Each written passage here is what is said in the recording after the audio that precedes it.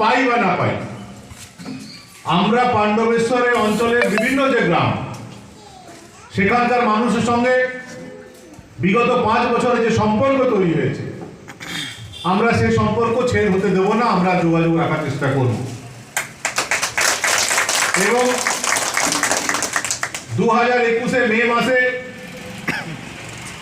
নির্বাচনের ফলাফল পরেও আমরা চেষ্টা করে গেছি যে আগে যেভাবে বিভিন্ন অঞ্চলে মানুষের সঙ্গে যোগাযোগ রাখতাম সেটা যেন আমরা রাখতে পারি। এটা ঠিক যে ভোটে যারা জয়ী হয় তাদের মানুষের দুঃখ কষ্ট বেদনা কম করার ক্ষমতা বেশি থাকে, তাদের প্রশাসনিক ক্ষমতা থাকে। যারা ভোটে পরাজিত থাকে তাদের সেই ক্ষমতা থাকে না। যতটা সাহায্য মানুষ চায় ততটা করতে পারি না, কারণ ব্যক্তিগত উদ্যোগে করতে হয়। কিন্তু ব্যক্তিগত উদ্যোগেও আমাদের এই ওয়ার্ডের এই বিধানসভার যারা আমাদের দলের কর্মী যারা আছে, দলের মণ্ডল সভাপতি হোক, জেলা নেতৃবৃন্দ হোক, শক্তি প্রমুখ হোক, বুথ সভাপতি হোক, তারা চেষ্টা করেছে তাদের সীমিত ক্ষমতার মধ্যেও আপনাদের পাশে থাকার চেষ্টা করেছে এবং তাদের উদ্যোগে এই বিভিন্ন গ্রাম জন কর্মসূচি আমাদের চলছে। গ্রামের মানুষের কাছে যাওয়া, তাদের সঙ্গে কথা বলা, তাদের কথা শোনা এবং যে কোনো আপদে বিপদে আমার সীমিত ক্ষমতার মধ্যে তাদের পাশে থাকার চেষ্টা করা, এই ভাবনা নিয়ে আমরা এখানে এসেছি।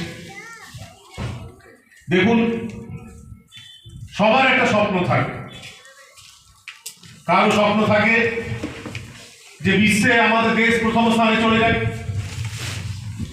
কারো স্বপ্ন হবে দেশে আমাদের রাজ্য পশ্চিমবঙ্গ প্রথম স্থানে চলে যায়, কোনো বাবা মায়ের স্বপ্ন থাকে আমার ছেলে বা মেয়ে সে নিজের জীবনে উৎকর্ষে পৌঁছে যায়। ঠিক একইভাবে আমাদের একটা স্বপ্ন আছে, আমরা চাই এই পশ্চিমবঙ্গে, এই আমাদের বাংলায় আমাদের পাণ্ডবেশ্বর যেন প্রথম স্থানে পৌঁছে যায় এবং এটা তবেই সম্ভব যখন আমাদের বিভিন্ন গ্রামগঞ্জে যে ছাত্রছাত্রীরা আছে, ছেলেমেয়েরা আছে যারা পড়াশোনা করছে, তারা যখন নিজের জীবনে উৎকর্ষে পৌঁছতে পারবে, যখন তাদের স্বপ্ন পূরণ হবে, তারা যে স্বপ্নদের নিয়ে পড়াশোনা করছে, কারো ডাক্তার হওয়ার শখ আছে, কারো ইঞ্জিনিয়ার হওয়ার শখ আছে, কারো নার্স হওয়ার শখ আছে, কারো পুলিশে যাওয়ার শখ থাকতে পারে, কারো শিক্ষক হওয়ার শখ থাকতে পারে। সবার শখ আলাদা আলাদা, সবার স্বপ্ন আলাদা আলাদা। যার যে স্বপ্নেই থাক না কেন, সে স্বপ্ন যেদিন পূরণ হবে সেদিন আমাদের পাণ্ডবেশ্বর বাংলার প্রথম স্থানে যাবে। আমি বলছি না যে আজকে আমরা এসছি, আমাদের ছোট ছোট ভাই বোনেরা এসছে, আমাদের সঙ্গে 1 ঘন্টা বসবে, তাদের স্বপ্ন পূরণ হয়ে যাবে। কিন্তু এটা আমরা অবশ্যই বলতে এসছি যে তোমরা যারা মাধ্যমিক উচ্চ মাধ্যমিকে ভালো ফলাফল করেছো, তোমাদের পরিবারের লোকেরা খুশি, মা বাবা কাকা কাকু মাসি মেসো যারাই সবাই খুশি। ঠিক একইভাবে আমরাও তোমাদের বড় পরিবারের সদস্য, আমরাও খুশি। তোমাদের ঘরের লোকেরা যেভাবে তোমাদেরকে নিয়ে স্বপ্ন দেখে, আমরাও তোমাদেরকে নিয়ে স্বপ্ন দেখি এবং যদি আমরা জানতে পারি যে আমাদের পাণ্ডবেশ্বর, আমাদের ঝাঁঝরার এই ছেলেটি বা আমাদের ঝাঁঝরা গ্রামের এই মেয়েটি ভালো ফলাফল করেছে, একটা ভালো জায়গায় পৌঁছেছে, সেটা ভেবেও আমাদের ভালো লাগবে যে আমাদের ঘরের ছেলে বা আমাদের ঘরে নিয়ে পৌঁছে গেছে সেই জায়গায়।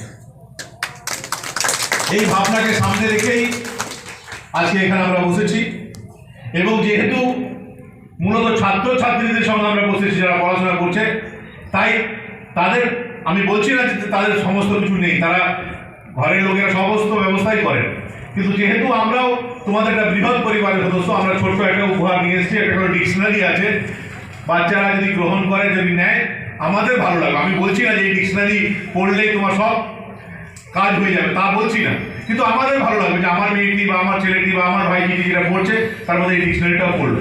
এবং তার সঙ্গে সঙ্গে আমরা চাইব যে যত বাচ্চারা পড়া আছে এখানে, তারা তাদের নাম ফোন নাম্বার দিয়ে যাবে এবং আমাদের অফিস থেকে তাদের কাছে ফোন করে খবর নেওয়া হবে।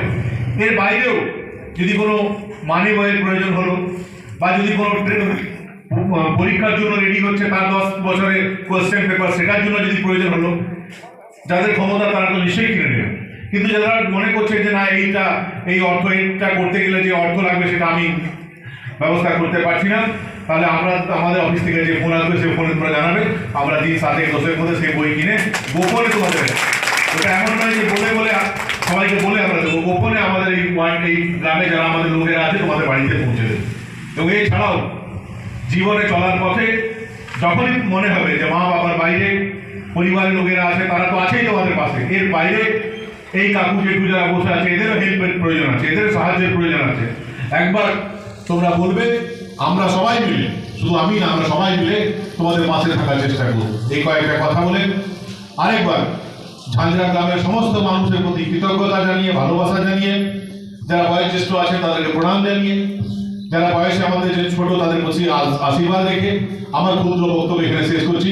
ধন্যবাদ। ভারত মাতা কি জয়।